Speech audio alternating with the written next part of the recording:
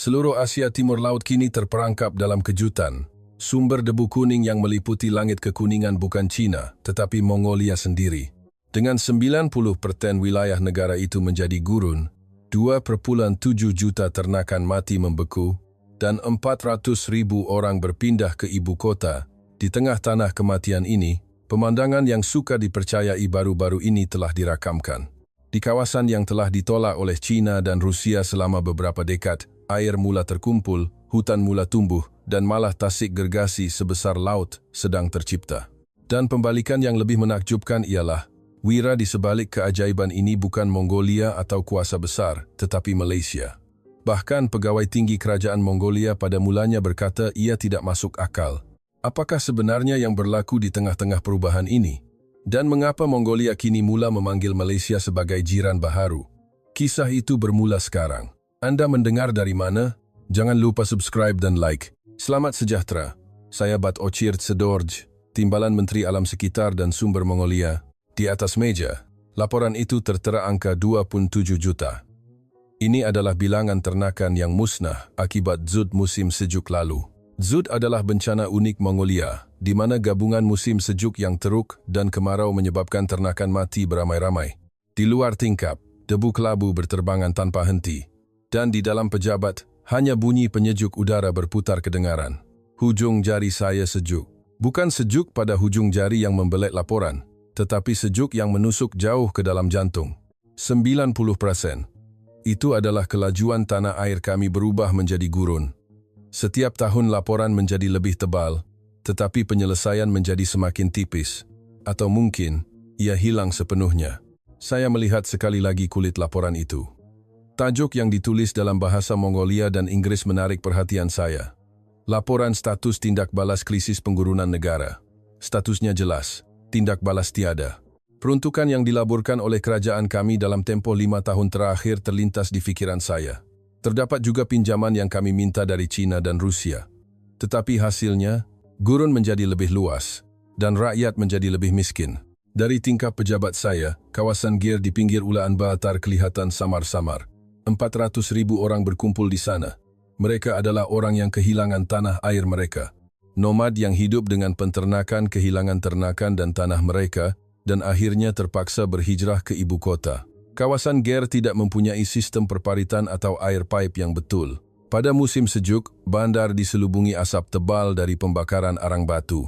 Saya melihat pemandangan itu setiap hari, tetapi tidak pernah terbiasa dengannya. Saya memarahi diri sendiri untuk tidak terbiasa. Tetapi inilah satu-satunya perkara yang boleh saya lakukan. Membaca laporan, mengesahkan realiti, dan menelan rasa tidak berdaya. Terdengar ketukan di pintu. Ketua Setiausaha, Batar, masuk membawa satu lagi timbunan fail. Dia berkata dengan berhati-hati, ini adalah cadangan kerjasama teknikal dari Malaysia. Projek pemulihan gurun, katanya. Ia adalah penyelesaian bersepadu yang menggabungkan teknologi keselamatan sumber air dengan penanaman hutan. Saya tersenyum sinis. Malaysia, negara kecil itu akan memulihkan gurun kami? Saya membelek fail itu. Terdapat penerangan teknikal yang diterjemahkan ke dalam bahasa Inggris dan Mongolia. Teknologi pembinaan empangan yang berfungsi dalam persekitaran 40 darjah, sistem pengairan titis, kaedah pembinaan benteng angin. Ia kelihatan meyakinkan, tetapi saya telah melihat cadangan seperti ini berkali-kali. Agensi PBB, NGO antarabangsa, malah ahli perniagaan persendirian. Semua orang menganggap Mongolia sebagai makmal. Batar menyampaikan bahawa pihak Malaysia ingin bertemu secara langsung. Menteri Alam Sekitar juga telah meminta saya untuk menyemaknya. Saya menggelengkan kepala. Saya fikir ia hanya membuang masa. Jika segala yang kami cuba selama beberapa dekad telah gagal, apa yang boleh dilakukan oleh Malaysia? Saya mengarahkan Batar untuk menyediakan jawapan penolakan secara sopan. Saya berhasrat untuk menggunakan alasan kekurangan bajet dan kekurangan pengesahan teknologi. Batar mengangguk dan keluar. Pada saat itu, telefon berdering dan lampu pejabat menteri berkelip. Saya mengangkat gagang telefon. Suara menteri lebih perlahan daripada biasa. Dia memberitahu saya bahawa timbalan Menteri Tariq telah datang ke pejabatnya dan memberi tekanan. Tariq adalah tokoh berpengaruh dalam puak pro-Cina di Mongolia. Dia memberi amaran bahawa jika kami menerima projek Malaysia, China akan berasa tidak senang. Logiknya ialah kerjasama Mongolia-China adalah keutamaan.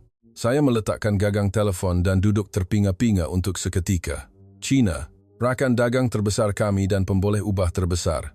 90% galian Mongolia dijual kepada China. Tanpa China, ekonomi kami tidak dapat bertahan. Tetapi pada masa yang sama, China juga yang mencipta padang pasir kami. Saya membuka semula cadangan Malaysia. Spesifikasi teknikal, anggaran kos, jadwal pelaksanaan, semuanya terperinci. Tetapi saya tidak boleh mempercayainya. Memulihkan padang pasir, ia tidak masuk akal. Malaysia melakukan apa yang kami gagal lakukan selama beberapa dekad. Itu sama ada keangkuhan atau kejahilan. Saya menolak dokumen itu ke tepi meja. Cadangan Malaysia berakhir di situ. Kami sudah mempunyai rakan kerjasama. China, walaupun mereka adalah punca penggurunan kami tidak boleh hidup tanpa mereka. Realiti adalah begitu. Malam itu, dalam perjalanan pulang, saya melalui kawasan Ger. Saya sengaja memilih jalan yang berliku. Saya mahu mengesahkan diri saya. Mengapa saya melakukan kerja ini? Mengapa saya masih tidak berputus asa? Di lorong-lorong sempit di antara Ger, kanak-kanak berlari. Mereka berpakaian nipis walaupun pada musim sejuk. Asap arang batu memenuhi lorong. Seorang lelaki tua dilihat berjalan menuju stesen air komuniti sambil memegang tong air. Belakangnya membongkok. Saya memberhentikan kereta dan melihat lama. Mengapa orang-orang ini di sini? Kerana padang pasir. Apa yang mereka mahu? Kembali ke tanah air mereka. Hidup di atas tanah. Ia adalah impian yang mudah. Tetapi saya tidak dapat merealisasikan impian itu. Gelaran timbalan menteri terasa tidak bermakna. Saya hanya membaca laporan, mengadakan mesyuarat, dan menyemak bajet. Saya tidak pernah benar-benar mengalirkan air ke padang pasir atau menanam pokok. Saya terperangkap di pejabat di mana hanya kegagalan terkumpul. Seorang kanak-kanak melintas di sebelah kereta saya dan mata kami bertembung. Wajahnya gelap. Mungkin dia berumur 10 tahun. Dia tunduk memberi hormat kepada saya. Saya menurunkan tingkap kereta. Saya tidak tahu apa yang harus saya katakan. Kanak-kanak itu bertanya dalam bahasa Mongolia. Adakah Anda bekerja untuk kerajaan? Saya mengangguk. Kanak-kanak itu tersenyum dan berkata, Anda akan menghantar kami pulang ke tanah air, bukan? Kata-kata itu menusuk dada saya. Saya tidak dapat menjawab. Saya tidak mahu berbohong. Kanak-kanak itu, seolah-olah memahami kesunyian saya, tersenyum lagi, melambai, dan hilang ke dalam lorong. Saya menaikkan tingkap kereta dan berhenti di situ untuk seketika. Pagi esok, sejurus selepas saya tiba di pejabat, Batar masuk. Dia berkata bahawa surat penolakan kepada pihak Malaysia telah selesai. Ia boleh dihantar setelah mendapat kelulusan saya. Saya mengambil fail itu dan membacanya. Frasa sopan disenaraikan. Ucapan terima kasih, tetapi kesukaran kerana keadaan semasa dan janji untuk mengkaji semula jika ada peluang di masa hadapan. Ia adalah dokumen diplomatik yang tipikal. Penolakan yang tidak bermakna. Saya mengambil pen. Dengan tanda tangan, semuanya akan berakhir. Malaysia akan kembali dan kami akan kembali ke asal. Membaca laporan, mengesahkan angka, menelan rasa tidak berdaya. Tetapi hujung pen berhenti. Wajah kanak-kanak yang saya temui malam tadi terlintas di fikiran saya. Anda akan menghantar kami pulang ke tanah air, bukan? Soalan itu bergema di telinga saya. Saya meletakkan pen. Batar kelihatan bingung. Saya berkata, saya akan menangguhkannya sebentar. Saya mahu berfikir lebih lanjut. Batar mengangguk dan keluar. Saya melihat keluar tingkap sekali lagi. Debu pasir masih berterbangan dan kawasan Ger masih kelabu. 27.400.090 praten.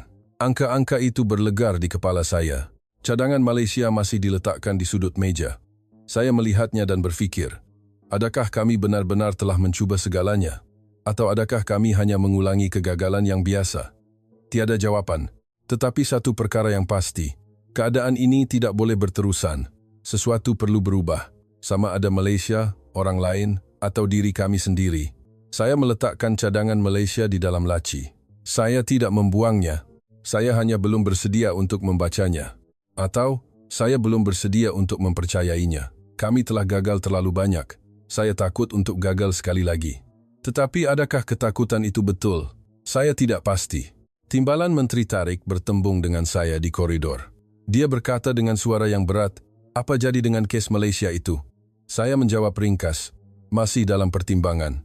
Tariq mengecilkan matanya dan berkata, China adalah masa depan kita. Tiada sebab untuk menaruh harapan pada negara kecil seperti Malaysia. Dia mengulangi bahawa kerjasama Mongolia-China adalah keutamaan. Saya mengangguk. Saya tidak mempunyai tenaga untuk membantah. Tarik menepuk bahu saya dan berlalu. Sentuhannya terasa berat. Saya kembali ke pejabat dan duduk. Di atas meja masih ada laporan dengan angka 2.7 juta dan di dalam laci ada cadangan Malaysia. Di luar tingkap, debu pasir berterbangan. Saya menutup mata dan berfikir, adakah kami benar-benar mempunyai pilihan? Atau adakah semuanya sudah ditetapkan? Jawapan masih tidak datang. Tetapi satu perkara yang pasti, hari ini juga, kanak-kanak di kawasan Ger akan berlari di lorong-lorong sempit, dan esok, lusa, mereka masih akan berada di sana. Saya tidak tahan dengan kenyataan itu. 3 hari berlalu sejak saya menangguhkan jawaban penolakan. Saya tidak tidur lena selama 3 hari itu. Setiap malam, angka-angka dalam laporan berlegar di kepala saya. 27.400.000, 90%. Angka-angka itu jelas, seolah-olah terukir di siling katil. Apabila saya menutup mata, wajah kanak-kanak yang berlari di lorong kawasan Ger muncul. Anda akan menghantar kami pulang ke tanah air, bukan? Apabila saya tiba di pejabat, cadangan Malaysia menunggu saya di dalam laci. Setiap pagi Batar bertanya dengan berhati-hati bila untuk menghantar jawapan penolakan. Saya menjawab esok setiap kali. Tetapi esok tidak pernah tiba. Timbalan Menteri Tarik memberi tekanan melalui pandangan matanya setiap kali kami bertembung di koridor. Dia tidak berkata secara langsung, tetapi mesejnya jelas. Selesaikan kes Malaysia dengan cepat. China sedang menunggu. Petang itu, saya tiba-tiba teringat laporan yang saya sediakan 3 tahun lalu. Dokumen yang saya tanam jauh di dalam laci itu. Penyiasatan status pembangunan sumber air Inner Mongolia, China. Saya menyerahkan laporan itu kepada menteri, tetapi tiada apa yang berlaku. Sebaliknya, saya ingat Tarik memanggil saya dan memberi amaran, jangan provokasi China. Saya mengeluarkan kunci laci yang terkunci. Di antara timbunan fail lama, saya menemui laporan itu. Kulitnya berdebu dan ditulis dengan tangan saya sendiri. Sulit. Saya membuka laporan itu dan menelan air liur. Di halaman pertama terdapat gambar satelit. Perbandingan antara kawasan Inner Mongolia pada tahun 1990-an dan 2020-an. Lembangan sungai yang dulunya hijau telah bertukar menjadi coklat, dan tasik-tasik hilang satu demi satu kelihatan jelas. Terdapat juga gambar yang saya ambil sendiri di lokasi. Dasar sungai yang kering, tanah yang retak, padang rumput yang musnah. Di halaman kedua, status pembinaan empangan disusun. China telah membina 127 empangan di kawasan Inner Mongolia sahaja. Di lembangan Sungai Tarim, mereka mencipta sistem saliran besar-besaran, mengubah sepenuhnya laluan air. Semua air itu menuju ke bandar-bandar di timur China, air yang sepatutnya mengalir ke Mongolia. Saya melihat graf di halaman ketiga untuk masa yang lama. Tren perubahan aliran sungai di selatan Mongolia. Jika 1990 adalah 100, ia jatuh kepada 60 pada tahun 2000, 30 pada tahun 2010, dan 15 pada tahun 2020. Pengurangan 85%. Angka itu sepadan dengan angka yang ditunjukkan oleh Jung Minho Ahmad Faizal dalam cadangan Malaysia. Tangan saya menggeletar. Saya tidak pasti sama ada kerana kemarahan atau rasa tidak berdaya. Saya sudah tahu semua ini 3 tahun lalu. Saya tahu punca sebenar penggurunan. Tetapi saya tidak dapat melakukan apa-apa. Malah, saya tidak melakukannya. Di halaman seterusnya, terdapat kesimpulan yang saya tulis sendiri. Punca utama penggurunan Mongolia adalah dasar pengalihan sumber air China. Ini adalah bencana buatan manusia yang jelas, bukan bencana alam. Walau bagaimanapun, memandangkan kebergantungan ekonomi Mongolia, protes diplomatik adalah tidak realistik. Saya tersenyum pahit apabila membaca ayat itu. Tidak realistik. Itu adalah kata-kata saya. Saya melihat keluar tingkap. Debu pasir masih berterbangan hari ini. Saya tahu dari mana debu itu datang. Dari gurun Gobi. Dan saya tahu mengapa gurun Gobi berkembang dengan begitu pantas. Kerana ketiadaan air. Air yang telah disekat oleh China. Saya terus membelek laporan itu. Terdapat rekod temu bual dengan penduduk Inner Mongolia. Kata-kata seorang warga emas berketurunan Mongolia Cina tercatat. Sungai tempat nenek moyang kami tinggal telah hilang. Kerajaan China membina empangan dan kilang. Semua air pergi ke Beijing, dan yang tinggal bagi kami hanyalah pasir. Wajah warga emas itu masih saya ingat. Air mata bergenang di wajahnya yang berkedut. Saya juga membaca semula kandungan kajian lembangan Sungai Tarim. China mengalihkan 80% air Sungai Tarim untuk pembangunan wilayah Xinjiang.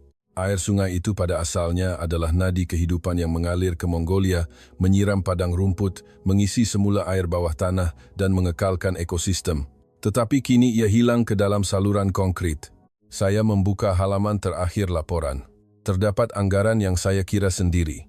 Sekiranya tiada pengalihan sumber air China, Mongolia dapat menjamin sekurang-kurangnya 2.3 bilion tan air setiap tahun. 2-3 bilion tan. Berapa banyak padang rumput yang boleh diselamatkan dengan air itu? Berapa banyak ternakan yang boleh dipelihara? Saya menundukkan kepala di atas meja. Saya malu dengan diri sendiri kerana mentertawakan cadangan Malaysia sebagai tidak realistik. Sebenarnya, saya telah mengelak realiti. Saya tahu punca penggurunan tetapi membiarkannya, dan bukannya mencari penyelesaian, saya menyerah. Pada saat itu, telefon berdering. Nombor luaran. Saya mengangkat gagang telefon, dan suara melalui juru bahasa kedengaran. Seorang lelaki memperkenalkan dirinya sebagai Ahmad Faizal, jurutera dari Malaysia. Dia berkata dengan sopan bahawa 3 hari telah berlalu sejak permintaan pertemuan dihantar, dan kerana tiada jawapan, dia menelefon secara langsung. Saya terdiam seketika. Saya bersedia untuk menolak, tetapi kata-kata tidak keluar. Ahmad Faizal menunggu. Dia tidak mendesak. Kesunyian itu sebaliknya memberi tekanan kepada saya. Saya melihat laporan China dan membuka mulut. Sila datang ke Kementerian Alam Sekitar pada jam 10 pagi esok. Saya akan bertemu dengan Anda. Ahmad Faizal mengucapkan terima kasih dan panggilan berakhir. Saya meletakkan gagang telefon dan duduk terpinga-pinga untuk masa yang lama. Apa yang saya baru lakukan? Saya berniat untuk menolak, tetapi mengapa saya bersetuju untuk bertemu? Batar masuk tanpa mengetuk. Wajahnya cemas.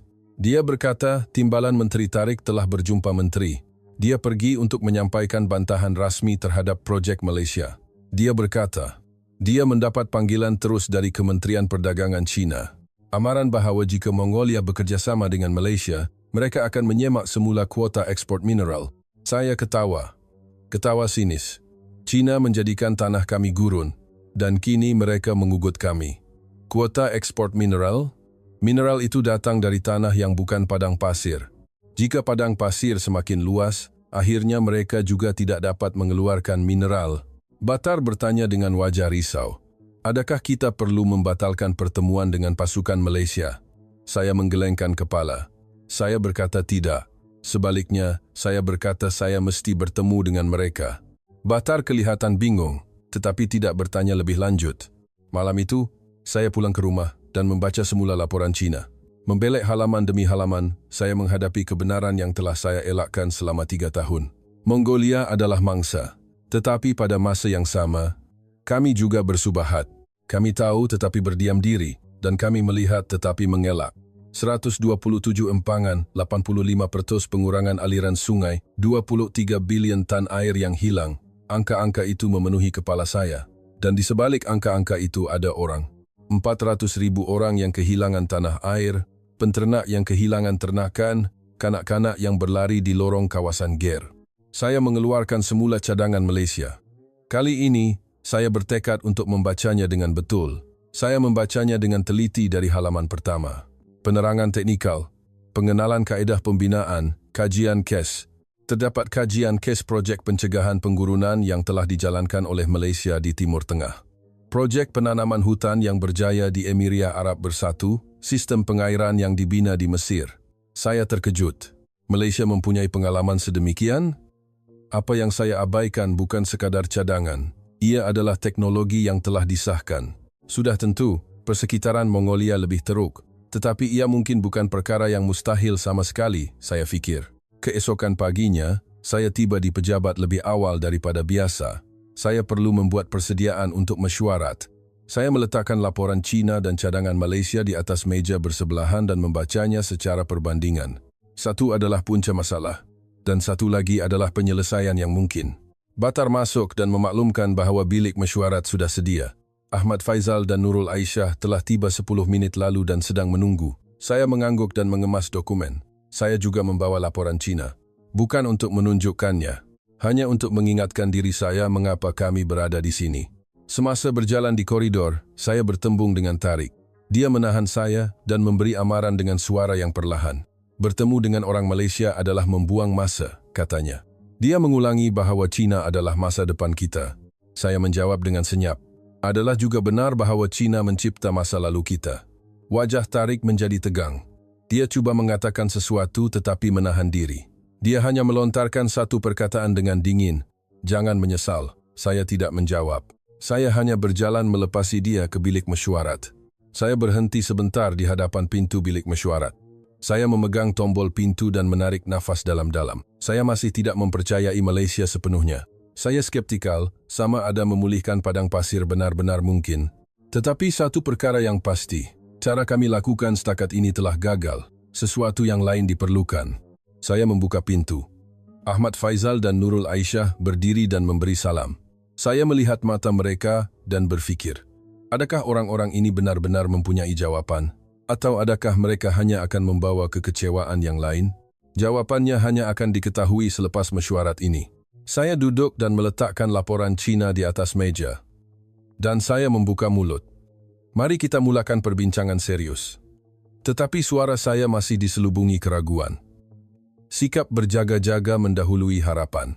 Saya bersedia. Saya bersedia untuk mendengar, mempersoalkan, dan mengesahkan kata-kata mereka. Saya bertekad untuk tidak mudah dipujuk. Mesyuarat bermula. Udara di dalam bilik mesyuarat terasa berat. Ahmad Faizal dan Nurul Aisyah memerhatikan ekspresi saya dengan berhati-hati. Saya membuka perbincangan secara terus terang. Saya telah menyemak semula cadangan Anda. Secara teknikal, ia kelihatan munasabah, tetapi saya ragu sama ada Anda benar-benar memahami realiti Mongolia. Ahmad Faizal mengangguk dan menghidupkan komputer ribanya. Dia berkata dia mempunyai bahan yang telah disediakan. Saya mengangkat tangan untuk menghalang. Saya berkata, saya akan bertanya beberapa soalan sebelum melihat bahan itu. Saya melemparkan soalan pertama. Adakah Anda tahu bahawa suhu musim sejuk Mongolia turun sehingga 40 darjah? Adakah Anda benar-benar fikir mungkin untuk membina empangan dalam persekitaran sedemikian? Saya bertanya bagaimana struktur itu akan dikekalkan apabila konkrit biasa retak beku dan keluli mengalami kerosakan rapuh. Ahmad Faizal menjawab dengan tenang. Mungkin, katanya. Dia berkata, Malaysia juga mempunyai kawasan yang suhunya turun sehingga 20 darjah. Dia menjelaskan bahawa dengan menggunakan kaedah konkrit haba dingin khas dan teknologi anti pembekuan, struktur itu boleh menahan persekitaran 40 darjah. Dia menambah bahawa terdapat kes di mana ia telah berjaya diuji dalam keadaan yang teruk. Saya menahan senyuman sinis. Saya berkata, 20 darjah dan 40 darjah adalah berbeza sama sekali. Musim sejuk Mongolia jauh lebih teruk daripada yang Anda bayangkan. Suhu sebenar terasa lebih daripada 50 darjah apabila angin diambil kira. Nurul Aisyah menyampuk. Dia mengeluarkan bahan dan berkata, terdapat kajian case project yang dijalankan oleh Malaysia di Kazakhstan. Dia berkata, di sana juga suhu musim sejuk turun sehingga 35 darjah, tetapi empangan berfungsi secara normal. Dia menunjukkan gambar. Saya memandang gambar itu. Ia pasti kelihatan seperti kawasan sejuk, tetapi saya masih ragu-ragu. Saya melemparkan soalan kedua. Walaupun empangan dibina, apa gunanya jika air tidak mencukupi? Jika sungai kering, apa yang akan Anda tadah? Ahmad Faizal memusingkan skrin komputer ribanya. Peta taburan air bawah tanah Mongolia terpapar. Dia menjelaskan bahawa air bawah tanah wujud walaupun di kawasan Gobi. Cuma, kedalamannya dalam dan belum dibangunkan.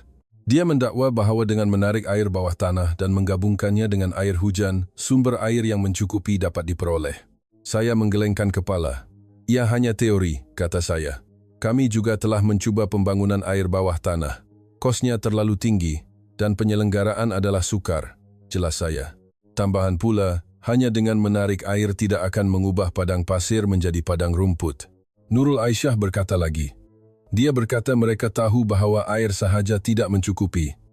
Itulah sebabnya projek penanaman hutan mesti seiring, katanya. Dia menjelaskan bahawa dengan membina benteng angin untuk menghalang hakisan tanah dan menggunakan pengairan titis untuk menggunakan air dengan cekap, pokok boleh tumbuh di padang pasir. Saya melemparkan soalan ketiga. Hutan di padang pasir? Bukankah ini omong kosong? Saya berkata, kebanyakan kawasan Mongolia mempunyai hujan tahunan kurang daripada 24 mm. Pokok memerlukan sekurang-kurangnya 400 mm untuk hidup. Bagaimana Anda akan mewujudkan hutan? Ahmad Faizal menjawab dengan tenang. Itulah sebabnya pemilihan spesies adalah penting. Dia berkata, mereka menggunakan spesies tahan kemarau seperti poplar dan elm. Pokok-pokok ini boleh bertahan dengan sedikit air dan akarnya masuk jauh ke dalam membetulkan tanah, jelasnya. Saya membantah. Kami juga telah melakukan projek penanaman hutan. 80% pokok yang ditanam mati dalam tempoh 3 tahun. Adakah Anda tahu sebabnya? Ia adalah kerana ribut pasir. Saya menjelaskan bahawa pokok muda tidak dapat menahan angin kencang. Nurul Aisyah mengeluarkan lebih banyak bahan. Kajian kes penanaman hutan yang berjaya di Inner Mongolia, China. Dia menunjukkan sistem benteng angin 3 fasa. Kaedah menanam semak untuk membetulkan pasir terlebih dahulu, kemudian pokok bersaiz sederhana, dan akhirnya pokok besar. Dia berkata, kadar kelangsungan hidup meningkat kepada lebih daripada 70% dengan cara ini. Saya melihat bahan itu untuk masa yang lama. Saya juga pernah mendengar tentang kes Inner Mongolia. Ia sememangnya kes yang berjaya, tetapi itu adalah hasil daripada modal dan tenaga kerja besar-besaran yang dilaburkan oleh China. Saya bertanya sama ada Mongolia boleh menggerakkan sumber sebanyak itu. Ahmad Faizal menjawab, itulah sebabnya kita perlu menyesuaikan skalanya. Kita tidak mahu mengubah seluruh Mongolia, tetapi mari kita mulakan dari kawasan utama. Projek ini adalah untuk membina benteng angin selebar 600 meter di sepanjang sempadan utara Gurun Gobi. Dia menjelaskan bahawa strateginya adalah untuk menghalang pasir daripada bergerak ke utara dengan dinding hijau yang besar. Saya menekan kalkulator. Saya mengira berapa banyak kawasan yang diperlukan untuk menanam hutan sepanjang 3.000 km dengan lebar 600 meter. Skalanya amat besar. Saya bertanya, berapakah kos projek sebesar ini? Apabila Ahmad Faizal menyebut angkanya, saya terkejut. Ia kurang daripada yang saya sangka. Ia kurang daripada separuh wang yang kami laburkan dalam projek yang gagal dalam tempoh 10 tahun lalu. Saya bertanya sekali lagi dengan curiga, adakah bajet ini benar-benar realistik? Adakah tiada kos tersembunyi? Nurul Aisyah menjelaskan. Dia berkata, kerajaan Malaysia dan NGO akan menyokong bersama. Malaysia akan menanggung infrastruktur awal, dan Mongolia akan menyediakan tenaga kerja dan tanah. Tambahan pula, pekerjaan akan diwujudkan dengan mengambil pelarian alam sekitar sebagai pekerja penanaman hutan. Saya terhenti dengan kata-kata itu. Idea mengambil pelarian alam sekitar sebagai pekerja adalah baru. Memberi mereka pekerjaan dan pada masa yang sama melibatkan mereka dalam memulihkan tanah air mereka. Ia adalah idea yang baik. Tetapi saya masih skeptikal. Saya melemparkan soalan keempat. Walaupun ia mungkin secara teknikal, bagaimana dengan politik? China menentang projek ini. 90% ekonomi kami bergantung kepada China. Adakah Anda fikir kami boleh meneruskannya di sebalik bantahan mereka? Ahmad Faizal terdiam sebentar dan berkata dengan berhati-hati, kami tidak boleh menjawab masalah politik. Kami hanya yakin bahawa ia mungkin secara teknikal. Dia berkata, keputusan politik adalah di tangan kerajaan Mongolia. Saya tersenyum pahit. Ia adalah jawapan yang jujur. Dan mungkin itu adalah sikap yang betul. Juru teknik menjawab dengan teknologi, dan ahli politik menjawab dengan politik. Saya bersandar di kerusi, dan berkata, penjelasan Anda logik. Saya akui data dan kajian kes Anda munasabah. Tetapi ada satu masalah, kata saya. Saya tidak boleh mempercayai hanya dengan dokumen. Ahmad Faizal bertanya, apa lagi yang diperlukan? Saya melihat keluar tingkap. Debu pasir masih berterbangan, dan saya membuat keputusan. Saya melihat mereka berdua secara terus dan berkata, kata-kata tidak mencukupi. Saya mahu melihatnya sendiri. Saya mahu mengesahkan sama ada empangan yang Anda bina benar-benar berfungsi, sama ada hutan benar-benar tumbuh, dan sama ada pelarian alam sekitar benar-benar telah menemui semula kehidupan mereka, kata saya. Ahmad Faizal kelihatan terkejut. Anda mahu pergi ke lokasi? Tanya dia. Saya mengangguk. Saya berkata, saya akan pergi ke lokasi Gurun Gobi dan melihatnya sendiri. Saya menjelaskan bahawa hanya dengan itu saya boleh meyakinkan menteri. Mata Nurul Aisyah bersinar. Idea yang bagus, katanya. Jika Anda melihatnya sendiri, Anda akan faham dengan lebih cepat. Saya mengangkat tangan untuk menahannya. Jangan salah faham. Saya masih skeptikal, kata saya. Saya hanya mahu mengesahkannya dengan mata saya sendiri. Ahmad Faizal bertanya, "Bila Anda akan bertolak?" Saya menyemak kalendar. "Isnin depan," jawab saya. Saya menjelaskan bahawa saya perlu melaporkan kepada menteri dan mendapatkan kelulusan perjalanan rasmi sebelum itu. Mesyuarat berakhir begitu sahaja. Saya berdiri dan berkata kata-kata terakhir saya. "Jangan menaruh harapan. Saya bukan orang yang mudah dipujuk. Saya memberi amaran bahawa saya akan mencari masalah dan akan meragui walaupun di lokasi." Ahmad Faizal menjawab dengan tenang. "Tidak mengapa. Adalah wajar untuk meragui dan mempersoalkan," katanya. "Kami hanya akan menunjukkan fakta kepada Anda." Selepas mereka meninggalkan bilik mesyuarat, saya duduk bersendirian untuk seketika. Keputusan apa yang saya baru buat? Pergi ke lokasi Gurun Gobi? Saya telah terperangkap di pejabat selama 10 tahun terakhir. Kaki tangan muda menyiasat lokasi dan saya hanya menerima laporan. Tetapi kali ini berbeza. Saya perlu pergi sendiri, saya rasa. Saya perlu melihat tanah, air dan pokok secara langsung, bukan angka dan graf. Hanya dengan itu saya akan mengetahui kebenaran. Saya melihat keluar tingkap. Kawasan GER kelihatan samar-samar. Saya berfikir, bagaimana jika teknologi Malaysia benar-benar berkesan? Bagaimana jika padang pasir boleh dipulihkan? Bolehkah orang-orang itu kembali ke tanah air mereka? Saya tidak tahu jawapannya, tetapi saya akan mengetahuinya tidak lama lagi. Di Gurun Gobi pada Isnin depan, Isnin jam 5 pagi. Saya meninggalkan Ulaan Baatar. Saya, Ahmad Faizal dan Nurul Aisyah menaiki jeep menuju ke selatan. Menteri telah meluluskan perjalanan rasmi itu, sambil berhati-hati berpesan, "Jangan menaruh harapan terlalu tinggi." Tarik, walaupun tahu saya akan pergi, hanya memberikan pandangan sinis tanpa berkata apa-apa. Ekspresinya berkata, "Anda akan kembali dengan kecewa." Kereta itu meninggalkan jalan berturap dan memasuki jalan padang pasir yang tidak berturap. Di luar tingkap terbentang tanah coklat yang tidak berkesudahan. Pemandangan tandus tanpa rumput, hanya pasir dan batu kerikil. Saya tahu pemandangan ini terlalu baik. Saya telah melihatnya berkali-kali dalam gambar laporan dan imej satelit, tetapi melihatnya secara langsung adalah berbeza. Dalam gambar ia hanyalah skrin coklat, tetapi secara fizikal ia adalah keputusasaan itu sendiri. Angin meniup pasir, matahari panas membakar, dan tiada tanda kehidupan di mana-mana. Bolehkah air benar-benar kembali ke tempat ini? Ahmad Faizal berkata, "Kita perlu memandu 2 jam lagi." Saya mengangguk dan terus melihat keluar tingkap. Kadang-kadang, dasar sungai yang kering kelihatan, lumpur yang retak kering dan menjadi putih. Saya bertanya, "Bila kali terakhir air mengalir di sungai itu?" Nurul Aisyah menyemak datanya dan menjawab, 17 tahun lalu. Selepas itu, ia kering sepenuhnya. Saya mengeluh, 17 tahun. Dalam tempoh yang panjang itu, dasar sungai itu telah dibakar oleh matahari, dihakis oleh angin, dan perlahan-lahan berubah menjadi gurun. Selepas memandu kira-kira sejam lagi, sesuatu mula kelihatan di kejauhan. Sebuah struktur. Sebuah empangan kecil yang diperbuat daripada konkrit.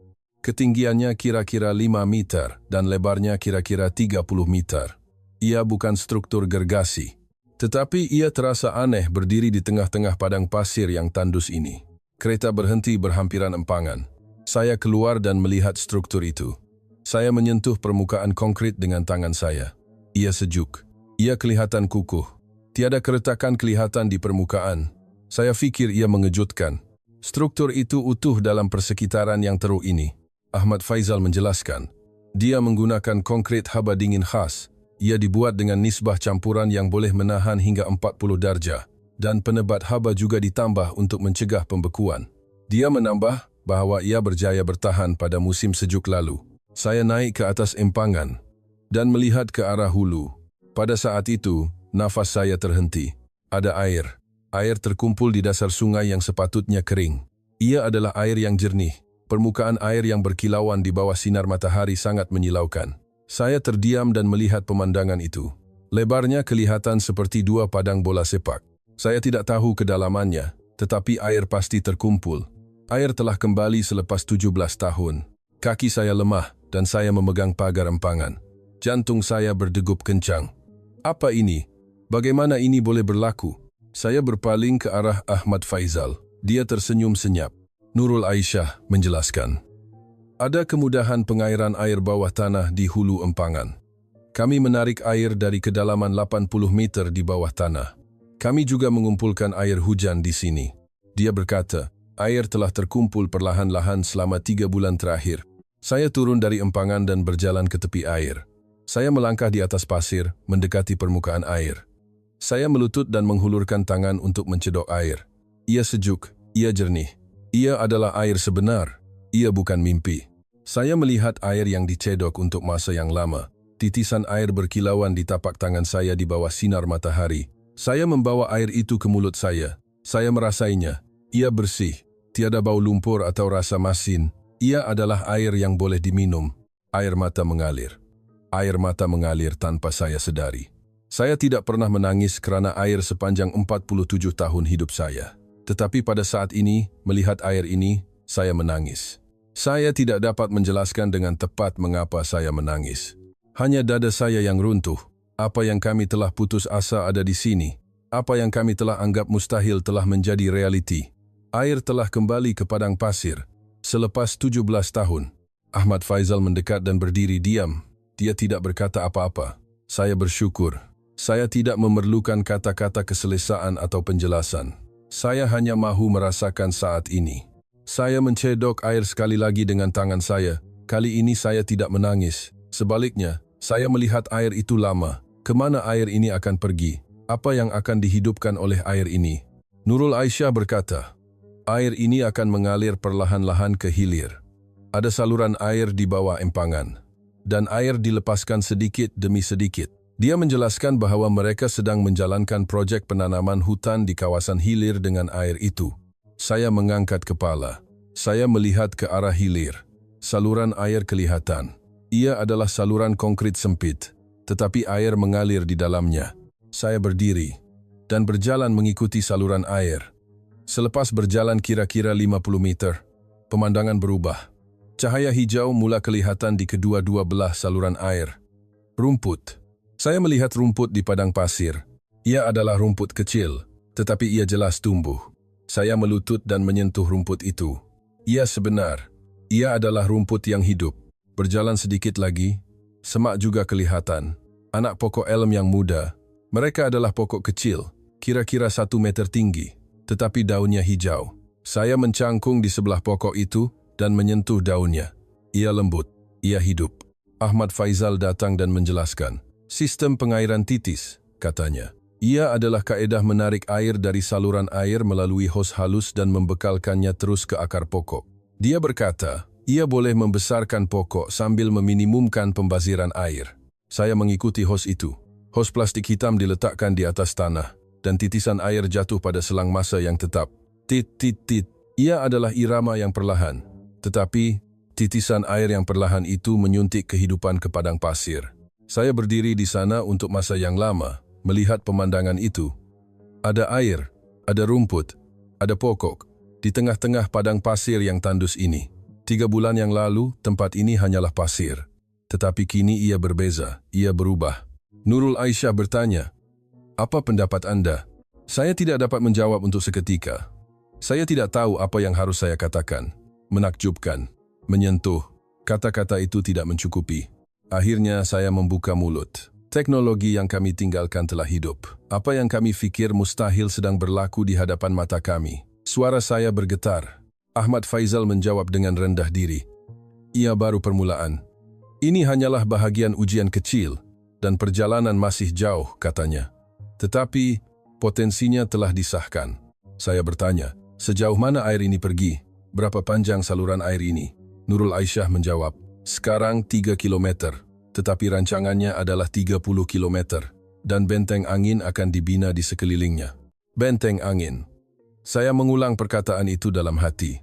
Ia adalah rancangan yang saya dengar di bilik mesyuarat. Dinding hijau sepanjang 3.000 kilometer dengan lebar 600 meter. Saya fikir ia mustahil. Tetapi sekarang permulaannya ada di hadapan mata saya. Saya membuat keputusan. Saya mahu melihat lebih banyak lagi. Saya mahu melihat lokasi penanaman hutan secara langsung. Saya mahu mengesahkan bagaimana benteng angin dibina dan sama ada pokok benar-benar tumbuh. Saya berpaling ke arah Ahmad Faizal dan berkata, bawa saya ke lokasi penanaman hutan. Saya mahu pergi sekarang. Ahmad Faizal mengangguk. Kira-kira sejam perjalanan dengan kereta, katanya. Saya kembali ke tepi air buat kali terakhir. Saya mencedok air sekali lagi. Kali ini saya tidak meminumnya. Saya hanya melihat air mengalir dari tapak tangan saya. Titisan air jatuh di atas pasir padang pasir. Pasir menyerap air itu. Tanah ini telah meminum air selepas 17 tahun. Saya melihat pemandangan itu dan berfikir, adakah ini permulaannya? Bolehkah tanah kami benar-benar dihidupkan semula? Jawabannya mungkin ada di dalam hutan. Saya kembali ke kereta. Kereta itu sekali lagi merentasi padang pasir. Pemandangan di luar tingkap masih tandus. Tetapi hati saya berbeza. Saya terus teringat air yang saya lihat tadi. Air yang kembali selepas 17 tahun. Saya melihat tapak tangan saya. Saya masih merasakan sentuhan sejuk air. Ahmad Faizal berkata, kita akan sampai di lokasi penanaman hutan kira-kira 30 menit lagi. Saya mengangguk dan terus melihat keluar tingkap. Padang pasir terbentang tanpa henti. Bolehkah hutan benar-benar tumbuh di tanah ini? Saya masih separuh percaya, separuh ragu. Kira-kira 20 menit kemudian, sesuatu mula kelihatan di kejauhan. Pada mulanya saya fikir ia adalah fata morgana. Kadang-kadang ilusi seperti itu kelihatan di padang pasir. Tetapi apabila ia semakin dekat, ia menjadi jelas. Ia berwarna hijau. Garisan hijau dilukis di tengah-tengah padang pasir. Saya mencondongkan badan ke hadapan dan melihat lebih dekat. Pokok. Pokok berbaris. Ia bukan satu barisan, terdapat banyak barisan. Ia kelihatan seperti dinding gergasi. Apabila kereta semakin dekat, skalanya terungkap. Lebarnya sangat besar. Ia kelihatan seperti beberapa ratus meter. Pokok-pokok ditanam dengan padat dan ketinggiannya agak tinggi. 5 meter, malah ada yang tumbuh sehingga 10 meter. Kereta berhenti. Saya membuka pintu dan keluar, dan saya berdiri tegak di hadapan pemandangan itu. Hutan. Ada hutan di tengah-tengah padang pasir. Saya mendekati. Ia adalah pokok poplar. Daunnya bergoyang ditiup angin. Saya menyentuh batang pokok. Ia kasar. Kulit pokok itu keras. Ia adalah pokok sebenar. Bukan pokok dalam gambar, tetapi pokok hidup yang berakar di tanah ini. Nurul Aisyah datang dan menjelaskan. Ini adalah benteng angin fasa 1, katanya. Pokok poplar ditanam sebagai teras, dan ini adalah tahun ketiga. Dia menambah bahwa kadar kelangsungan hidup adalah 73%. 73%. Saya mengulang angka itu. Projek penanaman hutan yang kami cuba mempunyai kadar kelangsungan hidup kurang daripada 20%. Kebanyakan pokok mati dalam tempoh setahun. Tetapi 73%. Ahmad Faizal menjelaskan. Rahsianya ialah kaedah penanaman hutan 3 fasa. Mula-mula, tanam semak untuk membetulkan pasir, kemudian pokok bersaiz sederhana, dan akhirnya pokok besar seperti poplar. Dia berkata, setiap fasa melindungi fasa seterusnya. Saya berjalan masuk ke dalam hutan. Ada jalan di antara pokok-pokok. Ia adalah jalan sempit, tetapi saya boleh berjalan. Saya berjalan di sepanjang jalan itu. Sesuatu yang menakjubkan berlaku. Angin menjadi lemah. Angin kencang yang memukul wajah saya sebentar tadi hilang. Pokok-pokok menghalangnya. Saya berhenti dan mendengar. Bunyi angin berbeza. Ia adalah bunyi angin melalui daun pokok, tetapi ia tidak mengancam. Sebaliknya, ia lembut. Saya berjalan lebih jauh ke dalam. Apabila saya berjalan kira-kira 50 meter, angin hampir tidak terasa, ia tenang. Saya merasakan ketenangan di tengah-tengah padang pasir. Saya berdiri di situ dan menutup mata. Hanya bunyi angin kedengaran. Angin lembut yang meresap melalui dedaunan. Saya sadar, ini bukan sekadar hutan. Saya membuka mata dan melihat sekeliling. Pokok-pokok berdiri dalam susunan yang teratur. Jaraknya tepat. Di antara pokok-pokok terdapat semak dan rumput tumbuh di tanah. Semuanya adalah struktur yang terancang. Ia bukan hutan yang tumbuh secara semula jadi, tetapi garisan pertahanan yang direka secara sengaja. Nurul Aisyah mengikuti saya masuk. Dia berkata, lebar hutan ini 600 meter. Bahagian yang ditanam pokok sahaja. Jika zon penampan di kedua-dua belah ditambah, ia lebih daripada 800 meter. Dan rancangannya ialah hutan seperti ini akan disambung dari timur ke barat sejauh 3.000 kilometer. Nafas saya terhenti. Benteng angin sepanjang 3.000 kilometer. Saya melihat sekeliling sekali lagi. Saya boleh bayangkan hutan ini disambung sejauh 3.000 kilometer. Dinding hijau gergasi merentasi padang pasir. Perisai yang menghalang gurun Gobi daripada bergerak ke utara. Ahmad Faizal mendekat. Dia mengeluarkan tablet dan menunjukkan peta. Garisan merah ditarik. garisan yang terbentang di sepanjang sempadan utara Gurun Gobi. Itulah rancangan untuk membina hutan di sepanjang garisan itu, katanya. Saya bertanya, jika rancangan ini dilaksanakan, bolehkah ia benar-benar menghentikan padang pasir? Ahmad Faizal menjawab dengan berhati-hati, kami tidak boleh menghentikannya sepenuhnya, tetapi ia boleh melambatkan kadar penyebaran dengan ketara, katanya. Dan kawasan yang telah musnah akan beransur-ansur pulih. Saya melihat ke dalam hutan sekali lagi. Pokok-pokok menghalang angin. Saya tiba-tiba berpikir, itu bukan hutan. Kata-kata keluar dari mulut saya. Itu bukan hutan, itu adalah perisai yang memerangi padang pasir.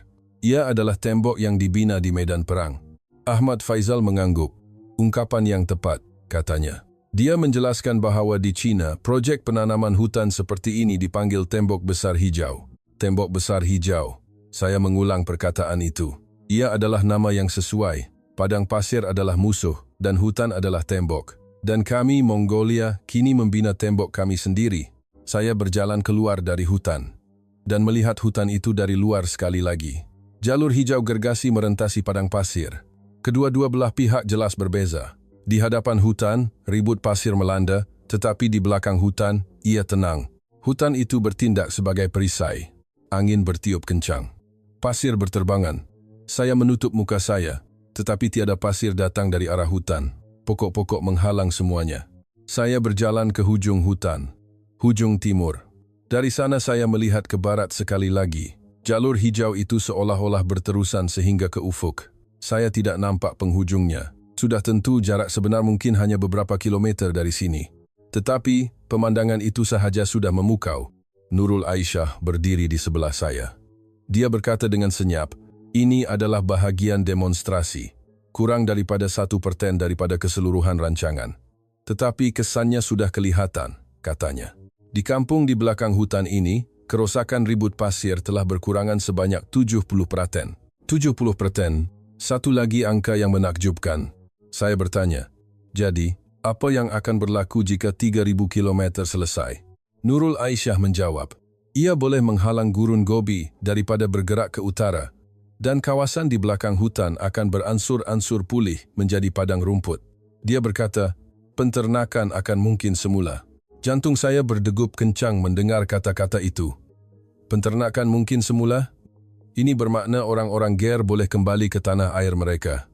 Ahmad Faizal berkata dengan berhati-hati, ia akan mengambil masa, sekurang-kurangnya 10 tahun diperlukan, tetapi dia menambah, potensinya ada. Saya melihat hutan itu sekali lagi. 10 tahun, masa yang panjang, tetapi memandangkan kami telah mengulangi kegagalan selama 30 tahun terakhir, 10 tahun adalah masa yang singkat. Jika ada matlamat yang jelas dan kaedah yang terbukti. Saya bertanya, siapa yang menguruskan hutan ini? Siapa yang menanam pokok, menyiram, dan menjaga? Wajah Nurul Aisyah ceria. Dia menjawab, terutamanya pelarian alam sekitar. Kebanyakan mereka adalah orang dari kawasan Ger. Dia menjelaskan bahawa mereka diberi pekerjaan, diajar kemahiran, dan dibayar gaji. Pekerjaan juga diwujudkan. Pelarian alam sekitar. Wajah mereka terlintas di fikiran saya. Orang-orang yang berjalan di lorong kawasan Ger. Mereka yang kehilangan tanah air dan terpaksa berhijrah ke ibu kota kini sedang memulihkan tanah mereka sendiri. Saya berkata, saya mau bertemu dengan orang-orang itu. Saya mau mendengar cerita mereka secara langsung. Nurul Aisyah mengangguk. Ada tapak kerja kira-kira 30 menit perjalanan dengan kereta, katanya. Anda boleh bertemu dengan mereka di sana. Saya melihat sekeliling hutan buat kali terakhir. Pokok-pokok hijau bergoyang ditiup angin. Pemandangan itu indah, tetapi pada masa yang sama, ia kelihatan kuat. Kekuatan yang lembut tetapi tabah. Hidup tetapi kukuh. Saya berfikir, ini adalah harapan. Bukan sesuatu yang diukur dengan angka atau dijelaskan dengan kata-kata. Tetapi realiti hijau yang berdiri di hadapan mata saya adalah harapan. Semasa berjalan kembali ke kereta, saya berkata kepada Ahmad Faizal, terima kasih. Terima kasih kerana menunjukkan kepada saya. Ahmad Faizal menjawab dengan tenang, ia baru permulaan. Betul, ia baru permulaan. Tetapi permulaan itu adalah pasti. Air telah kembali, pokok tumbuh, dan angin terhalang. Sekarang, yang tinggal adalah manusia. Untuk mengesahkan sama ada orang-orang yang dihalau dari tanah ini boleh kembali. Saya menaiki kereta. Kami menuju ke destinasi seterusnya. Kereta itu memandu 30 menit lagi. Pemandangan di luar tingkap mula berubah sedikit. Ia bukan lagi padang pasir sepenuhnya. Rumput kelihatan di sana-sini, dan semak kecil juga kelihatan. Kami telah memasuki zon pengaruh benteng angin yang saya lihat tadi. Angin juga terasa lebih lemah. Di kejauhan struktur putih mula kelihatan. Rumah hijau, berpuluh-puluh daripadanya berbaris. Pemandangan berkilauan di bawah sinar matahari kelihatan seperti fata morgana. Apabila kereta berhenti, saya menarik nafas dalam-dalam. Saya berasa gemetar. Orang yang akan saya temui sekarang bukan lagi angka. Mereka bukan statistik 400.000 orang dalam laporan, tetapi orang yang benar-benar kehilangan dan cuba mendapatkan semula kehidupan mereka. Saya membuka pintu dan keluar. Udara terasa berbeza. Terdapat bau tanah, bau yang tidak dapat dihidu di padang pasir. Bau kehidupan. Saya melihat sekeliling. Orang ramai bergerak di antara rumah hijau. Mereka memakai pakaian kerja. Ada yang membawa air dan ada yang bekerja di dalam rumah hijau. Di kejauhan, tawa kanak-kanak kedengaran. Nurul Aisyah berjalan di hadapan. Dia membawa saya ke arah rumah hijau. Apabila saya mendekati, saya dapat melihat ke dalam rumah hijau. Ia berwarna hijau. Tumbuhan sedang tumbuh. Di pintu masuk rumah hijau, seorang lelaki keluar. Dia kelihatan berusia awal 40-an. Wajahnya gelap dan tangannya kotor dengan tanah. Nurul Aisyah memperkenalkan, ini Encik Batbayer. Dia asalnya penternak dari selatan Gobi dan datang ke kawasan Ger 3 tahun lalu. Batbayer mengenali saya. Adakah Anda timbalan menteri? Tanyanya. Saya mengangguk. Dia teragak agak seketika dan menghulurkan tangan untuk berjabat. Saya memegang tangannya. Ia kasar, tangan seorang pekerja. Batbayer membawa saya masuk ke dalam rumah hijau. Apabila pintu dibuka dan saya masuk, kehangatan terasa. Ia jauh lebih panas daripada di luar. Dan ia lembab. Udara dipenuhi dengan uap air. Terdapat batas di kedua-dua belah pihak. Sayur-sayuran sedang tumbuh di sana. Timun, tomato, salad, kubis, daun hijau kelihatan segar. Saya melihat dengan ekspresi tidak percaya. Sayur-sayuran tumbuh di tengah-tengah padang pasir. Batbayer menjelaskan bahawa Malaysia mengajar mereka teknologi rumah hijau. Mereka juga memasang sistem pengairan titis dan membekalkan benih. Pada mulanya kami ragu-ragu, tetapi sekarang kami menuai 2 kali sebulan, katanya. Saya mencangkung di hadapan pokok timun. Bunga kuning mekar dan timun kecil tergantung. Saya menghulurkan tangan dan menyentuh timun. Ia licin. Ia hidup. Batbayer berkata, kami menjual sayur-sayuran ini di pasar Ulaan Baatar. Pendapatannya lumayan. Dia berkata, yang paling penting ialah mereka boleh bekerja. Tiada kerja di kawasan Ger. Kami hanya duduk sepanjang hari membakar arang batu. Saya melihat wajahnya, matanya bersinar. Ia bukan ekspresi tidak bermaya yang saya lihat di kawasan Ger. Ia adalah wajah seorang pekerja. Pada masa itu pintu rumah hijau dibuka. Seorang wanita masuk, isteri Batbayer. Dia memegang bakul yang penuh dengan timun dan tomato. Tuai hari itu. Wanita itu kelihatan terkejut melihat saya, tetapi tidak lama kemudian memberi salam. Saya juga membalas salam. Dia meletakkan bakul dan mengeluarkan sebiji timun. Dia membersihkannya dan menyerahkannya kepada saya. Saya mengambil timun itu. Ia sejuk, ia segar. Saya menggigitnya, ranggup dan manis. Ia adalah rasa timun sebenar. Saya tidak tahu timun yang ditanam di padang pasir boleh begitu lazat. Wanita itu berkata, sekarang kami boleh menghantar anak-anak ke sekolah. Kami tidak mampu membayar yuran pendaftaran apabila kami berada di kawasan Ger. Tetapi sekarang mereka mempunyai pendapatan. Ia mungkin, katanya. Ada getaran dalam suaranya. Saya bertanya, di mana anak-anak? Wanita itu menunjuk keluar. Mereka sedang bermain, katanya. Saya keluar dari rumah hijau. Kanak-kanak kelihatan. Kira-kira 5 atau 6 orang. Mereka berumur sekitar 10 tahun. Mereka bermain bola di ruang kosong di antara rumah hijau. Suara tawa mereka nyaring. Saya berdiri di sana melihat pemandangan itu. Kanak-kanak berlari. Mereka tidak berbeza daripada kanak-kanak yang saya lihat di kawasan Ger, tetapi suasananya berbeza. Wajah kanak-kanak di sini mempunyai semangat. Seorang kanak-kanak melihat saya. Dia berhenti menendang bola dan datang mendekat. Ia adalah seorang kanak-kanak perempuan. Dia kelihatan berusia kira-kira 10 tahun. Dia melihat ke arah saya dan berkata, adakah Anda orang kerajaan? Saya mengangguk. Saya berkata saya bekerja di Kementerian Alam Sekitar. Mata kanak-kanak itu bersinar. Dan dia bertanya, "Bolehkah rumah kami kembali ke tanah air?" Saya tidak dapat menjawab. Kanak-kanak itu terus berkata, "Ayah saya berkata, jika kami bekerja keras seperti ini, kami boleh kembali ke tanah air suatu hari nanti. Adakah itu benar?" tanyanya. Saya melutut dan menyamakan pandangan mata saya dengan kanak-kanak itu. Saya melihat ke dalam matanya untuk masa yang lama dan berkata, ia akan mengambil masa, tetapi ia mungkin. Saya menjelaskan bahawa kerja yang dilakukan oleh ibu bapa mereka sekarang adalah untuk memulihkan tanah air mereka. Kanak-kanak itu tersenyum dan berpaling dan berlari membawa sesuatu. Ia adalah timun. Dia membawa timun kecil dan menyerahkannya kepada saya. "Ibu saya petik tadi," katanya. "Makanlah." Saya mengambil timun itu. Timun kecil yang diserahkan dari tangan kecil, tetapi beratnya terasa berat. Saya mengucapkan terima kasih. Kanak-kanak itu tersenyum lagi dan berlari kembali kepada rakan-rakannya. Saya terduduk di situ, memegang timun yang diberikan oleh kanak-kanak itu di tangan saya. Dada saya runtuh. Saya sebak. Saya menundukkan kepala. Ahmad Faizal dan Nurul Aisyah berdiri sedikit jauh. Mereka tidak berkata apa-apa. Mereka hanya meninggalkan saya sendirian. Saya bersyukur. Saya duduk di sana untuk masa yang lama. Saya mendengar tawa kanak-kanak dan bunyi rumah hijau berdesir ditiup angin. Bunyi-bunyi kehidupan. Saya sadar bahawa ini bukan teknologi. Empangan, hutan, rumah hijau, semuanya bukan teknologi. Ini adalah kehidupan. Kehidupan orang ramai sedang dihidupkan semula. Saya berdiri. Saya pergi kepada Batbayer dan istrinya dan bertanya, "Berapa banyak keluarga yang bekerja di sini?" Batbayer menjawab, 42 keluarga di kawasan ini sahaja. Secara keseluruhannya, lebih 300 keluarga. 300 keluarga. Saya mengira.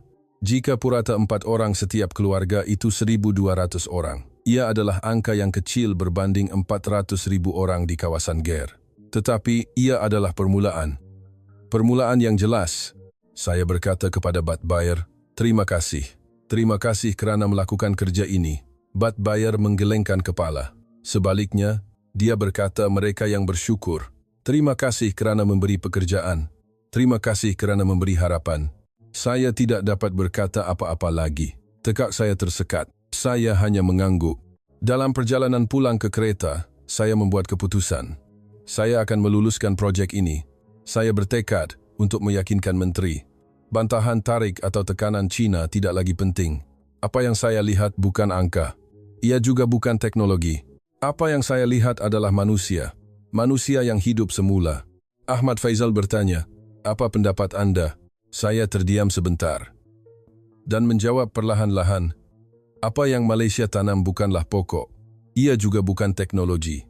Saya berkata, "Apa yang Malaysia tanam adalah harapan. Harapan yang membolehkan orang ramai bermimpi lagi." Nurul Aisyah tersenyum senyap. Ahmad Faizal mengangguk. Saya melihat keluar tingkap. Matahari terbenam di barat. Saya perlu pulang ke Ulaan Baatar tidak lama lagi. Tetapi saya bukan lagi saya 3 hari yang lalu. 3 hari yang lalu saya fikir ia mustahil. Saya tidak mempercayai Malaysia atau perubahan. Tetapi sekarang, di tangan saya ada timun yang diberikan oleh kanak-kanak itu. Di mata saya ada hutan hijau. Di telinga saya ada bunyi air mengalir. Tugas yang perlu dilakukan kini jelas, pulang dan berjuang. Untuk melindungi projek ini, perjalanan pulang ke Ulaan Baatar adalah pantas. Saya menulis laporan di dalam kereta. Saya merekodkan apa yang saya lihat di lokasi. Saiz empangan, jumlah air yang ditadahkan, keluasan hutan, bilangan keluarga pelarian yang terselamat. Walaupun saya menulis angka-angka itu, saya tahu bahawa yang penting bukanlah angka, tetapi saya memerlukan data untuk meyakinkan menteri. Apabila kami tiba di bandar, hari sudah pukul 9 malam. Saya terus ke pejabat. Saya memberitahu Ahmad Faizal dan Nurul Aisyah untuk bertemu semula esok pagi. Mereka mengangguk dan pergi ke hotel. Saya menghidupkan lampu pejabat. Timbunan dokumen yang tertangguh berada di atas meja, tetapi saya menolaknya ke tepi dan menghidupkan komputer riba. Saya perlu menyiapkan laporan untuk menteri. Saya menulis sehingga pukul 2 pagi. Analisis status, penilaian teknikal, rancangan bajet, jangkaan kesan. Saya memasukkan segala-galanya. Di halaman terakhir, saya menulis pendapat saya. Projek ini mesti diluluskan segera.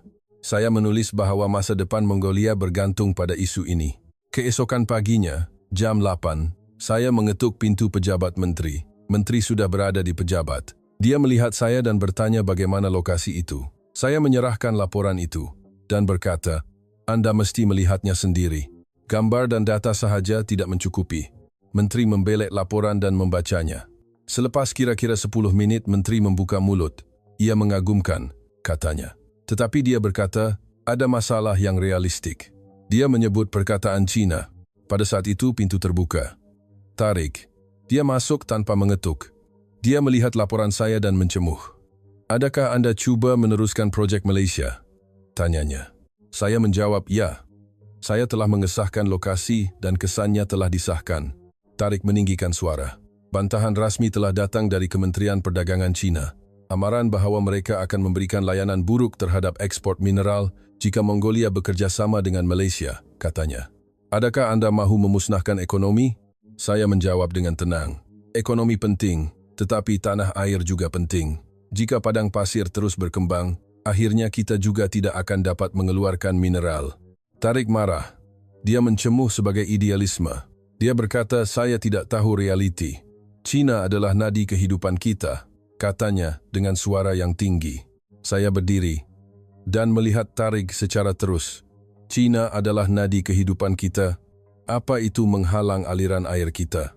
Saya mempersoalkan, adakah 127 empangan yang mengeringkan 85% sungai Mongolia adalah nadi kehidupan? Wajah Tarik menjadi tegang. Saya terus berkata, laporan yang saya tulis 3 tahun lalu. Anda tanam. Anda menekan saya untuk mengelak kebenaran.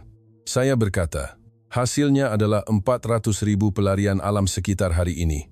Menteri cuba menenangkan. Tenang, katanya. Tetapi saya tidak dapat berhenti. Saya telah bersabar terlalu lama. Saya berkata kepada Tarik, apa yang Cina tinggalkan untuk kita? Hanya padang pasir, kata saya. Hanya pasir dan debu. Saya bertanya.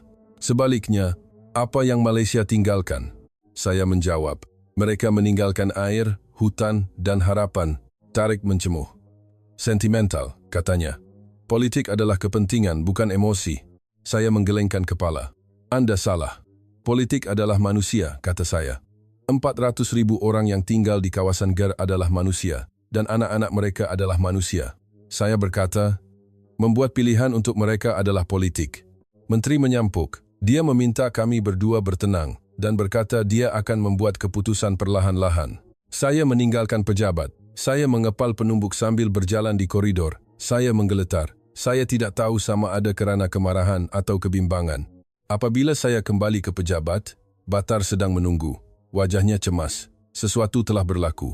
Batar berkata, orang ramai berkumpul di kawasan Ger. Mereka mendengar khabar angin bahawa projek Malaysia mungkin dihentikan. Dia berkata, pekerja dari tapak penanaman hutan sedang datang ke ulaan Batar. Saya melihat keluar tingkap. Orang ramai mula berkumpul di dataran di hadapan Kementerian Alam Sekitar, berpuluh-puluh orang. Mereka memakai pakaian kerja. Mereka memegang sepanduk. Saya turun. Saya keluar ke dataran. Orang ramai melihat saya. Seorang lelaki mendekat. Ia adalah Bat Bayer, lelaki yang saya temui di rumah hijau semalam. Bat Bayer berkata, jangan hentikan projek ini. Kami baru menemui jalan untuk hidup. Dia merayu. Jangan ambilnya semula. Orang ramai di sekelilingnya juga meninggikan suara. Seseorang menjerit, apa yang Cina berikan kepada kami? Menyekat air dan hanya meninggalkan padang pasir. Orang lain menjerit, Malaysia memberikan kami hutan. Mereka memberikan kami pekerjaan. Mereka menjerit. Mereka memberikan kami harapan. Sorakan orang ramai semakin kuat. Mereka menjerit untuk melindungi projek itu dan meneruskan kerjasama dengan Malaysia. Suara-suara itu bersatu. Saya melihat pemandangan itu dan dada saya menjadi panas. Orang-orang ini telah bergerak. Mereka berdiri sendiri. Tiada siapa yang mengarahkan mereka. Mereka datang untuk melindungi masa depan mereka sendiri. Tarik muncul di tangga bangunan kementerian. Dia memandang rendah orang ramai dengan ekspresi dingin. Dia berkata dengan kuat, bersurai, ini adalah perhimpunan haram. Tetapi orang ramai tidak bergerak. Sebaliknya, mereka menjerit lebih kuat. Lindungi tanah kami, lindungi masa depan kami. Saya naik ke tangga. Saya berdiri di sebelah Tarik. Dan saya berkata kepada orang ramai, saya mendengar suara Anda. Saya berjanji, Saya akan melindungi proyek ini. Saya berkata, tidak kira apa tekanan, tidak kira apa ancaman, saya akan membuat pilihan untuk Anda. Orang ramai bersorak, bunyi tepukan memenuhi dataran. Saya mengukuhkan tekad saya mendengar bunyi itu. Tariq memberi amaran dengan suara yang perlahan, Anda akan menyesal. Jika Anda menjadikan Cina musuh, ia akan berakhir. Saya berpaling ke arahnya. Saya menjawab dengan senyap, Cina sudah melihat kami sebagai musuh. Sejak mereka mengambil air kami. Kami hanya berpura-pura tidak tahu. Dan saya menambah, kini, saya tidak akan berpura-pura tidak tahu lagi. Saya berkata, saya akan menentukan arah Mongolia. Tariq mencemuh dan berpaling. Tetapi saya tidak goyah. Orang ramai di dataran sedang melihat saya. Batbaya tersenyum. Di sebelahnya berdiri anak perempuannya, kanak-kanak yang menyerahkan timun itu. Saya kembali ke pejabat. Ada kerja yang perlu dilakukan. Meyakinkan menteri, menyediakan mesyuarat kabinet, menjamin bajet, dan yang paling penting, menjadikan proyek ini sebagai strategi negara. Saya duduk di meja dan mula menulis laporan baharu. Tajuknya adalah Strategi Negara Tindak Balas Penggurunan Mongolia. Ia adalah rancangan jangka panjang yang berpusat pada kerjasama dengan Malaysia. Saya melihat keluar tingkap.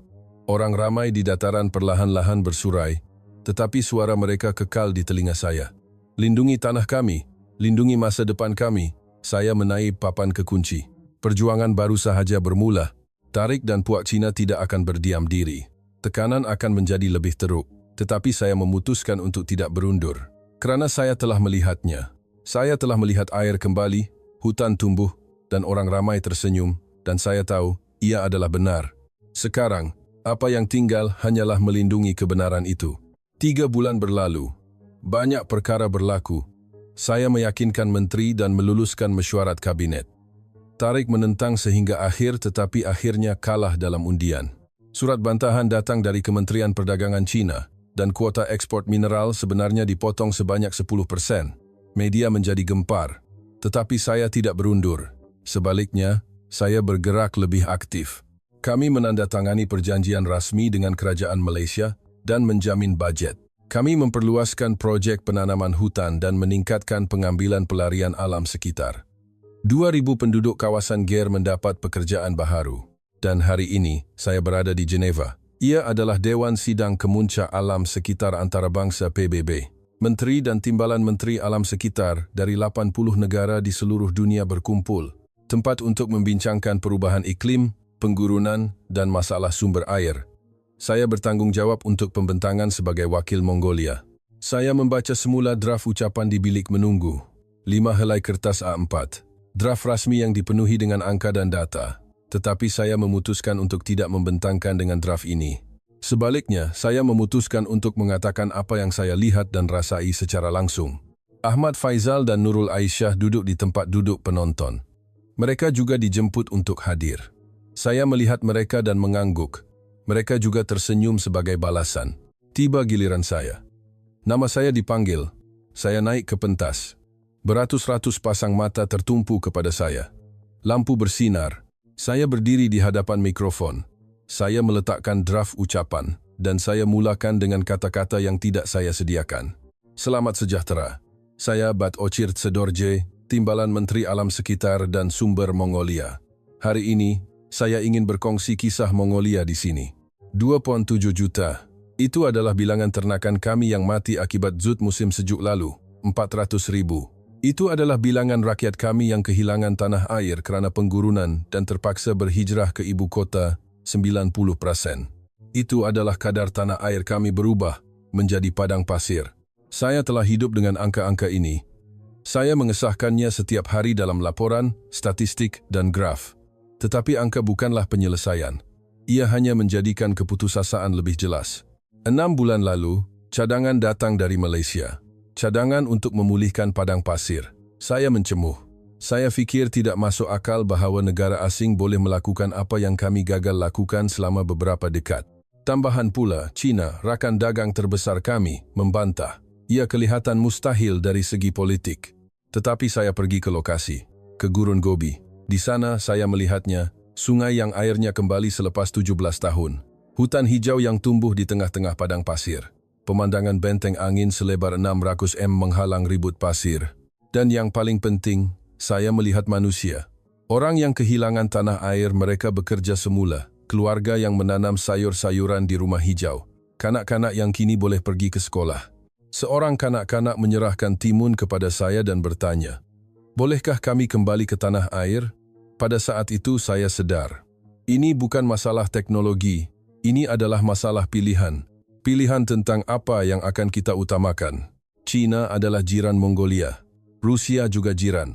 Secara geografi, kami terperangkap di antara dua kuasa besar. Kami telah lama terbiasa dengan fakta itu. Kadang-kadang kami bergantung, kadang-kadang kami takut. Tetapi, apa yang Malaysia tunjukkan kepada kami adalah cara yang berbeza. Kerjasama, bukan paksaan. Perkongsian, bukan dominasi. Mereka tidak memberikan kami ikan. Mereka mengajar kami cara menangkap ikan. Atau lebih tepat, mereka membuat joran pancing bersama kami. Saya berhenti dan melihat sekeliling. Semua orang memberi perhatian. Saya juga melihat tempat delegasi Cina. Wajah mereka tegang. Ia tidak penting. Saya terus bercakap. Hari ini, saya mengumumkan di sini. Mongolia akan melaksanakan pemulihan padang pasir sebagai strategi negara bersama Malaysia. Kami akan menjalankan keselamatan sumber air, penanaman hutan, dan pembinaan semula pelarian alam sekitar secara sistematik. Ini bukan projek alam sekitar semata-mata. Ini adalah masalah kelangsungan hidup rakyat kami. Ia adalah pilihan untuk masa depan generasi akan datang. Dan saya ingin mengatakan, bagi Mongolia, Malaysia adalah jiran ketiga kami. Suara-suara berbisik kedengaran di tempat penonton. Ungkapan jiran ketiga adalah asing. Saya menjelaskan, secara geografi, kami berada di antara China dan Rusia. Tetapi dalam nilai, dalam kerjasama, dalam visi masa depan, Malaysia bersama kami. Jaraknya jauh, tetapi hati kami dekat. Tanah kami tidak bersentuhan, tetapi tangan kami berpegangan. Negara yang menyelamatkan kami bukanlah kuasa besar. Ia juga bukan negara dengan wilayah besar atau kuasa ketenteraan yang kuat. Negara yang menyelamatkan kami adalah negara yang mempunyai teknologi dan keikhlasan. Ia adalah Malaysia. Suara saya bergetar, emosi memuncak, tetapi saya tidak menahannya. Ini bukan ucapan, ini adalah pengakuan. Saya telah bekerja sebagai pegawai alam sekitar selama 20 tahun. Saya menghadiri banyak mesyuarat. Saya membaca laporan dan menganalisis data, tetapi tiada perubahan. Padang pasir terus berkembang dan orang ramai terus pergi. Sekarang, ia berbeza. Perubahan telah bermula. Walaupun ia adalah perubahan kecil, ia pasti berlaku. Air mengalir, pokok tumbuh, dan orang kembali. Dan perubahan ini bukan milik kami sahaja. Ia adalah model yang boleh dipelajari oleh semua negara yang mengalami masalah yang sama. Penggurunan bukan hanya masalah Mongolia. Beratus-ratus juta orang di Asia Tengah, Timur Tengah, dan Afrika mengalami krisis yang sama. Saya berharap pengalaman kami menjadi harapan bagi mereka. Saya berharap kerjasama Malaysia dan Mongolia menjadi standar baharu. Kerjasama mendatar di mana keperluan dan teknologi bertemu, bukan berpusat kepada kuasa besar. Saya bersedia untuk kata-kata terakhir saya. Kata-kata yang datang dari lubuk hati saya. 6 bulan yang lalu, saya kehilangan harapan. Saya berputus asa. Saya fikir tanah ini tidak boleh diselamatkan lagi. Tetapi hari ini, saya berdiri di sini. Saya telah menemui semula harapan, kerana saya telah melihatnya. Saat di mana yang mustahil bertukar menjadi mungkin. Keajaiban di mana keputusasaan bertukar menjadi harapan. Keajaiban itu bukan sihir. Ia adalah teknologi. Ia adalah peluh. Ia adalah kerjasama. Dan ia adalah kemahuan untuk tidak berputus asa. Saya ingin bertanya kepada Anda. Adakah terdapat keputusasaan di negara Anda? Adakah terdapat masalah yang Anda ingin berputus asa? Jika ya, jangan berputus asa. Cari rakan kongsi. Akan ada negara yang menghulurkan tangan. Mongolia memegang tangan Malaysia. Dan kami sedang bangkit. Terima kasih. Tepukan gemuruh meletus. Orang ramai di tempat penonton berdiri. Standing ovation. Saya melihat Ahmad Faizal dan Nurul Aisyah menangis. Saya juga menangis. Hanya delegasi Cina yang duduk. Tetapi itu tidak penting. Saya tidak datang untuk meyakinkan mereka. Saya datang untuk mengatakan kebenaran. Apabila saya turun dari pentas, wakil dari pelbagai negara menghulurkan tangan untuk berjabat. Menteri Kazakhstan berkata, negaranya juga ingin bekerja sama. Timbalan Menteri Kenya berkata dia mahu menggunakan model yang sama di Afrika. Selepas mesyuarat, saya duduk di lobi hotel bersama Ahmad Faizal dan Nurul Aisyah. Kami bertiga berdiam diri. Kami hanya duduk dengan tenang. Ahmad Faizal membuka mulut dahulu. Ucapan yang hebat, katanya. Saya menggelengkan kepala. Ia bukan ucapan, ia adalah pengakuan, jawab saya. Nurul Aisyah bertanya, apa yang akan Anda lakukan sekarang? Saya tersenyum dan menjawab, pulang dan bekerja. Masih banyak kerja yang perlu dilakukan. Kami perlu menyiapkan benteng angin 3.000 km. Kami perlu membina semula 400.000 pelarian alam sekitar. Kami perlu menjadikan padang pasir kembali menjadi padang rumput. Ia adalah perjalanan yang panjang. Mungkin saya tidak akan melihatnya selesai dalam hidup saya. Tetapi itu tidak penting. Kerana ada permulaan. Kerana arahnya jelas. Dan yang paling penting, kerana ada orang yang berjalan bersama. Saya melihat keluar tingkap. Langit malam Geneva jelas, bintang kelihatan. Saya berfikir, sekarang bintang juga akan terbit di langit gurun Gobi. Di bawah cahaya bintang itu, pekerja penanaman hutan sedang berehat. Esok pagi mereka akan bangun lagi, menanam pokok, menyiram, mencabut rumput, mengolah tanah. Mereka akan mengubah padang pasir menjadi padang rumput, sejengkal demi sejengkal. Dan suatu hari nanti, mungkin 10 tahun dari sekarang, mungkin 20 tahun dari sekarang, kanak-kanak di kawasan Ger akan kembali ke tanah air mereka. Mereka akan berlari di padang rumput hijau, minum air sungai yang jernih, dan melihat langit biru. Sehingga hari itu, saya akan terus berjalan bersama Malaysia